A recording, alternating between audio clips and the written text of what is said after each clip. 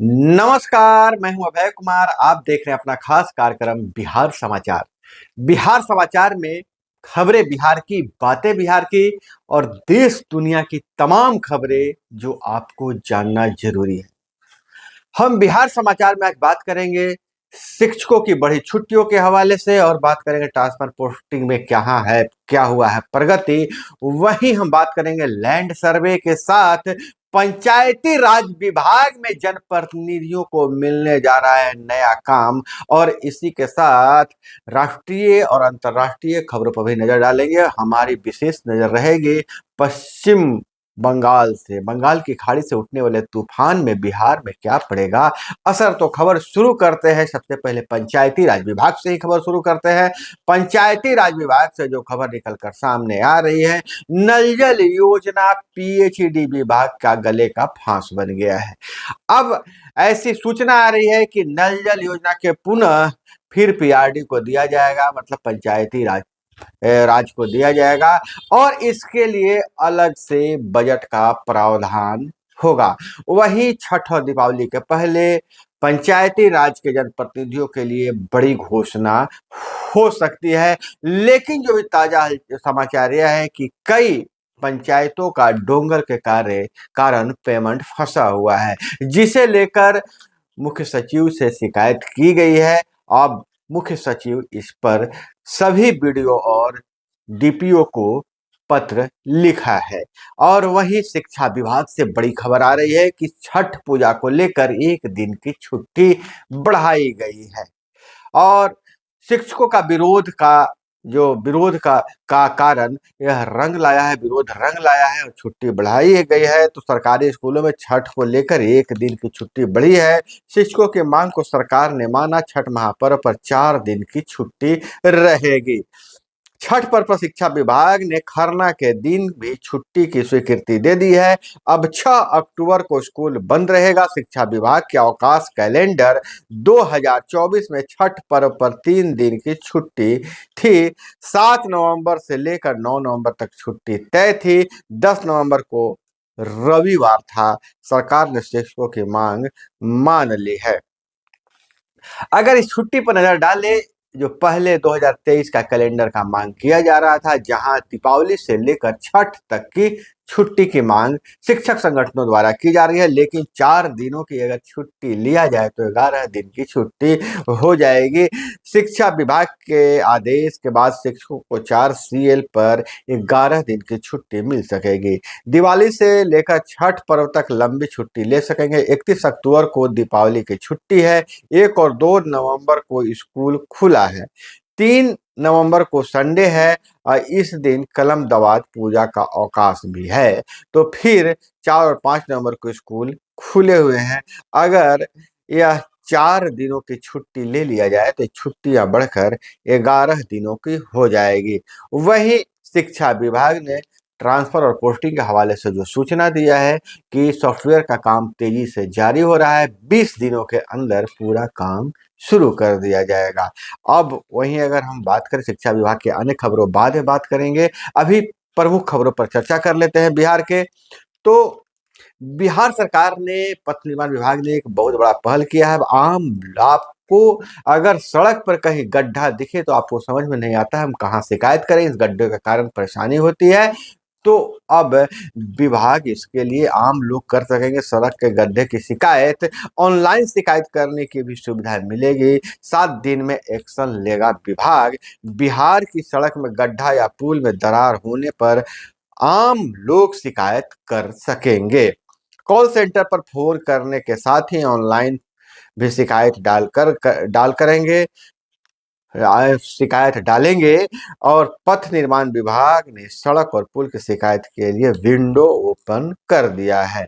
पथ निर्माण मंत्री ओपन विंडो की शुरुआत किया है। पथ निर्माण मंत्री विजय सिन्हा ने नई सुविधा की शुरुआत की है। पथ निर्माण सह उप मुख्यमंत्री विजय सिन्हा ने नई सुविधा की शुरुआत करते हुए कहा है कि आम लोगों के लिए सुविधा होगी। सड़क के गड्ढे, सड़क किनारे झाड़ियां, दरारें आदि की शिकायत ली जाएगी। कंट्रोल एंड कमांड सेंटर शिकायतों को देखेगा। कॉल सेंटर पर भी यह सुविधा दी जाएगी। सब कंट्रोल एंड कमांड सेंटर में आई शिकायतों का निपटारा एक सप्ताह के अंदर कर लिया जाएगा। विभिन्न शिकायतों के लिए अलग अलग टाइमलाइन फिक्स की गई है। 3 दिन से लेकर 7 दिनों का समय सीमा तय किया गया है। तय सीमा में शिकायत दूर नहीं होने पर संबंधित ठेकेदार और इंजीनियर पर कार्रवाई की जाएगी। तो बिहार सरकार 13,041 किलोमीटर सड़कों की निगरानी का यह प्लान बनाया है। अब वहीं बिहार में भी दिखेगा दाना तूफान का असर। बंगाल की खाड़ी से उठने वाले समुद्री तूफान दाना 24 और 25 अक्टूबर को ओडिशा और पश्चिम बंगाल से टकराएगा। इसका असर प्रदेश के ऊपर भी पड़ेगा। इस दौरान तेज हवा के साथ कुछ जिलों में भारी बारिश की संभावना है। मौसम विज्ञान केंद्र के मुताबिक 24 अक्टूबर की रात से साइक्लोन दाना का असर दिखने लगेगा। प्रदेश के पूर्वी और दक्षिणी हिस्से जैसे भागलपुर, बांका, जमुई, मुंगेर, शेखपुरा, नालंदा, जहानाबाद, लखीसराय, नवादा, गया, कटिहार, पूर्णिया, किशनगंज में भारी बारिश की संभावना है। मौसम विभाग ने बताया है कि बारिश के साथ 40 किलोमीटर प्रति घंटे की रफ्तार से तेज हवा चलेगी। 24 से लेकर 26 अक्टूबर के बीच दक्षिण बिहार और पूर्वी बिहार के जिलों में हल्की से मध्यम बारिश होने की संभावना है। इसे लेकर अलर्ट जारी किया गया है। शिक्षा विभाग से एक और खबर आ रही है। शिक्षा विभाग प्रतिदिन नई नई चिट्ठियां निकालते रहती है, लेकिन अब हर महीने 534 शिक्षकों को सम्मानित करेगा शिक्षा विभाग। 100 अंकों के आधार पर होगा इनका चयन। बिहार के शिक्षा विभाग द्वारा हर महीने सरकारी स्कूलों के 334 शिक्षकों को सम्मानित किया जाएगा। उत्कृष्ट काम के लिए उन्हें यह सम्मान दिया जाएगा। बिहार में सरकारी शिक्षकों को प्रोत्साहित करने के लिए हर महीने उत्कृष्ट शिक्षक सम्मान किया जाएगा। मतलब उत्कृष्ट शिक्षकों को सम्मानित किया जाएगा। राज्य के सभी 534 प्रखंड में हर महीने एक एक शिक्षक को सम्मानित किया जाएगा। उत्कृष्ट प्रदर्शन करने वाले शिक्षक का चयन 100 अंकों के मानकों पर होगा। इसमें शिक्षकों के साथ साथ उनके स्कूल के छात्र छात्राओं की उपस्थिति पर भी अंक मिलेंगे। चयन प्रक्रिया के मानकों का निर्धारण शिक्षा विभाग जल्द कर लेगा। और वही गिरिराज सिंह का यात्रा शुरू है, हिंदू स्वाभिमान यात्रा। उन्होंने तेजस्वी यादव को चेताया है, रोहिंग्या और बांग्लादेशियों की चमचागिरी न करे लालू तेजस्वी। गिरिराज ने चेताया, कहा मुझे आंख न दिखाए दोनों। तेजस्वी बिहार में दंगा करवाना चाहते हैं। हालांकि तेजस्वी भी गिरिराज सिंह पर आरोप लगा रहे हैं, गिरिराज सिंह तेजस्वी यादव पर आरोप लगा रहे हैं। केंद्रीय मंत्री गिरिराज सिंह की हिंदू स्वाभिमान यात्रा के कारण बिहार में खूब राजनीति हो रही है। 20 अक्टूबर को अररिया में यात्रा के दौरान बीजेपी सांसद प्रदीप कुमार सिंह ने कहा था, अररिया में रहना है तो हिंदू बनना होगा। बीजेपी सांसद के बयान पर सियासत तेज है। नेता प्रतिपक्ष तेजस्वी यादव ने कहा कि अगर किसी ने मुसलमानों को बुरी नजर से देखा तो ईंट से ईंट बजा दूंगा। लालू यादव ने भी कहा कि गिरिराज की यात्रा पर सवाल उठाया था और कहा कि उल्टा पुल्टा बोलते रहते हैं। नीतीश और गिरिराज में कोई अंतर नहीं है, मेरे रहते बिहार में दंगा नहीं होगा। गिरिराज सिंह ने अब तेजस्वी और लालू यादव को चेतावनी दी है। गिरिराज सिंह ने कहा है कि बाप बेटे आंख नहीं दिखाएं। इसके साथ ही उन्होंने कहा कि लालू और तेजस्वी रोहिंग्या और बांग्लादेशियों के लिए चमचागिरी नहीं करें। नीतीश के राज में दंगा नहीं हुआ, लेकिन लालू के राज में दंगा हुआ था। तेजस्वी अब बिहार में दंगा करवाना चाहते हैं। बीजेपी सांसद के बयान पर तेजस्वी यादव मंगलवार के फेसबुक लाइव पर आए और उन्होंने कहा था कि कोई भी अल्पसंख्यक भाइयों को बुरी नजर से देखने का प्रयास करेगा तो राष्ट्रीय जनता दल और तेजस्वी यादव चुप नहीं बैठेगा। ऐसे लोगों को हम ईंट से ईंट बजा देंगे। हालांकि इधर जामिया मिलिया में दीपावली मनाने वाले छात्रों के साथ जो बदसलूकी की गई है उस पर न तेजस्वी यादव बोल रहे हैं न पप्पू यादव बोल रहे हैं। सारे के सारे नेता चुप है। मामला यह था कि जामिया मिलिया दिल्ली में दीपावली का जो हिंदू छात्र थे दीपावली का आयोजन किए थे, दीप जलाए थे, रंगोली सजा रहे थे क्योंकि यूनिवर्सिटी में छुट्टी होने वाली थी।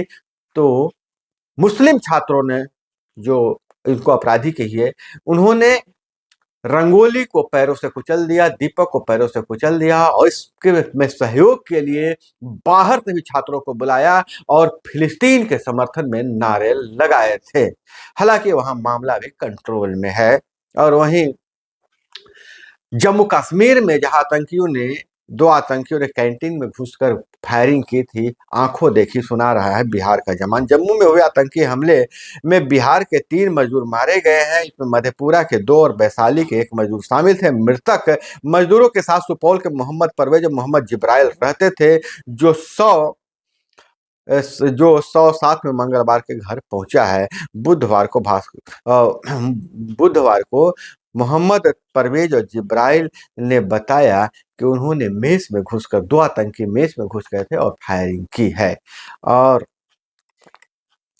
पूर्णिया में रेलवे हादसा होते होते बाल बाल बचा है। पूर्णिया के रानी पत्रा रेलवे स्टेशन पर बड़ा रेल हादसा होने से टल गया है। ड्राइवर की सूझबूझ से डीएमयू ट्रेन बड़े हादसे का शिकार होने से बाल बाल बच गई है। ट्रेन स्टेशन से खुली थी, महज 900 मीटर ही आगे बढ़ी थी कि ट्रेन के पहिए में लोहे का सरिया उलझ गया था। तेज आवाज उठी, ट्रेन में झंझनाहट होने लगी। लोको पायलट ने सूझबूझ से काम लिया और इमरजेंसी ब्रेक लगा दिया, जिससे बड़ा हादसा होने से टल गया। और वहीं बिहार में शिक्षकों के साथ बहुत बड़ा दबंगई किया जा रहा है। जमुई से खबर आ रही है कि प्रिंसिपल से रंगदारी मांगी गई, नहीं देने पर शिक्षकों को पीटा। जमुई में किसी को मारा चाकू तो किसी पर बरसाई 70 लाठियां, गिन गिन कर लाठियां शिक्षकों पर बरसाई गई। और महिला शिक्षिका थी जो दीवार फांद कर भागी है। जमुई में एक सरकारी स्कूल के प्रिंसिपल से रंगदारी नहीं मिलने पर अपराधियों ने कई शिक्षकों की जमकर पिटाई कर दी। किसी के गले पर चाकू से वार किया तो किसी पर 70 लाठियां गिन कर बरसाई। महिला शिक्षकों के साथ गाली गलौज की। इस घटना में 3 शिक्षक समेत एक टोला सेवक घायल हो गए हैं। पूरा यह घायल हो गए हैं। ये जो मामला है चकाई प्रखंड क्षेत्र के उत्क्रमित मिडिल स्कूल बसतपुर का है। जानकारी के मुताबिक अपराधी राजेश यादव ने कुछ दिन पहले स्कूल के प्रिंसिपल मनोज कुमार से फोन पर 2 लाख रुपए की रंगदारी मांगी थी और रंगदारी नहीं मिलने पर उसने घटना का अंजाम दिया है। हालांकि शिक्षक संगठनों ने इस घटना का निंदा किया है और स्कूल में सुरक्षा की मांग की है। और वहीं बिहार में फर्जी सर्टिफिकेट वाले शिक्षकों पर मंत्री सुनील कुमार का बयान आया है कि फर्जी सर्टिफिकेट पर कहा कि फर्जी सर्टिफिकेट में कमी पाई गई है, शिक्षकों को मौका दिया जा रहा है। सर्टिफिकेट में त्रुटि मिली थी, ऐसे शिक्षकों ने समय मांगा है। दिसंबर महीने तक फर्जी टीचर की लिस्ट सामने आ जाएगी। अब थोड़ी सी खबरों में अगर बात करें तो मोदी मैजिक की बात करें तो 5 साल बाद रसिया के कजान में चीन के चीन के राष्ट्रपति जिनपिंग और मोदी की मुलाकात हुई। दोनों नेताओं ने 50 मिनट तक बातें की है। पीएम मोदी ने कहा है कि आपसी विश्वास और सम्मान जरूरी है। रूस के कजान शहर में प्रधानमंत्री नरेंद्र मोदी और चीन के राष्ट्रपति शी जिनपिंग के बीच 5 साल बाद बुधवार को 23 अक्टूबर को द्विपक्षीय बातचीत हुई है। दोनों नेताओं ने सीमा विवाद को जल्द से जल्द निपटाने और आपसी सहयोग और आपसी विश्वास बनाए रखने का पर जोर दिया है। 2020 में गलवान झड़प के बाद दोनों नेताओं की यह पहली बाइलेटरल मीटिंग यानी द्विपक्षीय वार्ता थी। 50 मिनट की बातचीत में पीएम मोदी ने कहा, सीमा पर शांति और स्थिरता बनाए रखना हमारी प्राथमिकता होनी चाहिए। आपसी विश्वास, आपसी सम्मान और आपसी संवेदनशीलता हमारे संबंधों की नींव बनी रहनी चाहिए। मुझे पूरा विश्वास है कि हम खुले मन से बात करेंगे और हमारी चर्चा कंस्ट्रक्टिव होगी, सकारात्मक होगी, रचनात्मक होगी। पीएम मोदी ने क्या कहा है कि हम 5 साल बाद औपचारिक रूप से बैठक कर रहे हैं। पिछले 4 सालों में सीमा पर पैदा हुई समस्याओं पर जो सहमति बनी है उसका हम स्वागत करते हैं। सीमा पर शांति बनाए रखना हमारी प्राथमिकताएं होनी चाहिए। और वहीं तुर्की के एयर स्पेस कंपनी पर हमला हुआ है, कई लोगों की मौत हुई है। हमलावरों ने पहले बम ब्लास्ट किया, फिर फायरिंग की। टैक्सी में पहुंचे थे हमलावर। तुर्की की राजधानी अंकारा में बुधवार को एरोस्पेस और डिफेंस कंपनी TUSA टूसास पर हमला हुआ है। इस हमले में कई लोगों की मौत हो गई है, साथ ही कई घायल भी हुए हैं। तुर्की के गृह मंत्री आली एरलिकाया ने एक्स पर पोस्ट कर इसकी जानकारी दी है। ये अभी साफ नहीं है कि हमले के पीछे कौन था।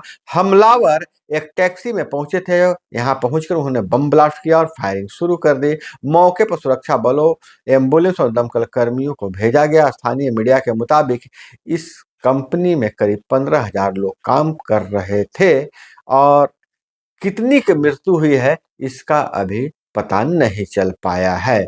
और वहीं राष्ट्रीय खबरों पर अगर बात करें तो महाराष्ट्र चुनाव में उद्धव को 65 कैंडिडेट की लिस्ट जारी की है।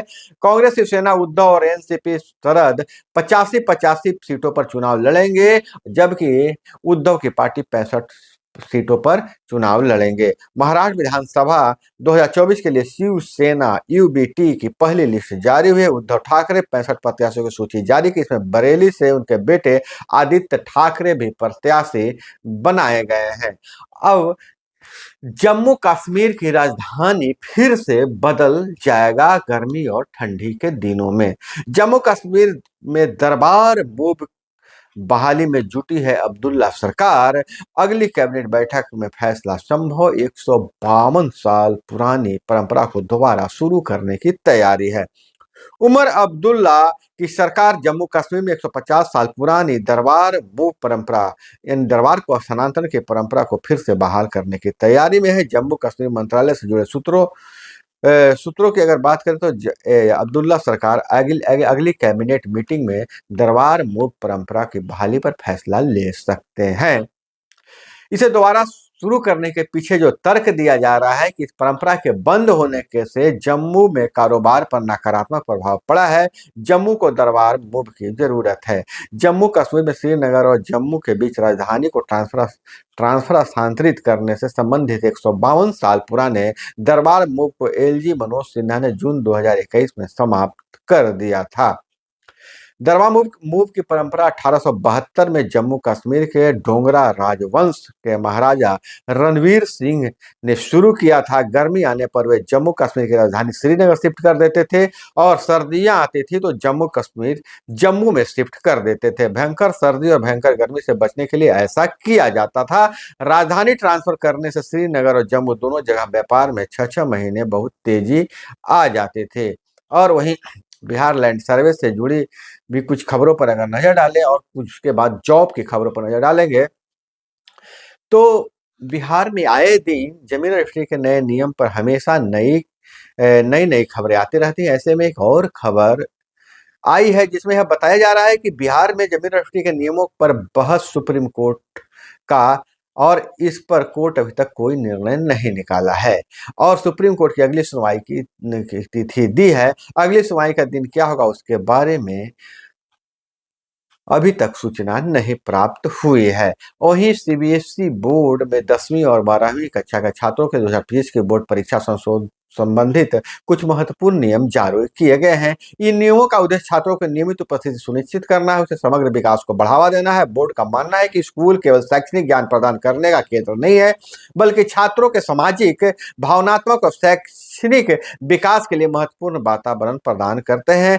इसके लिए नए नियम के अनुसार छात्रों को बोर्ड परीक्षा में बैठने के लिए कम से कम 75% उपस्थिति अनिवार्य होगा। यह नियम छात्रों को नियमित रूप से स्कूल आने और अपनी पढ़ाई पर ध्यान केंद्रित करने के लिए प्रोत्साहित करेगा। साथ ही बोर्ड ने कुछ विशेष परिस्थितियों में 25% की छूट का प्रावधान किया है।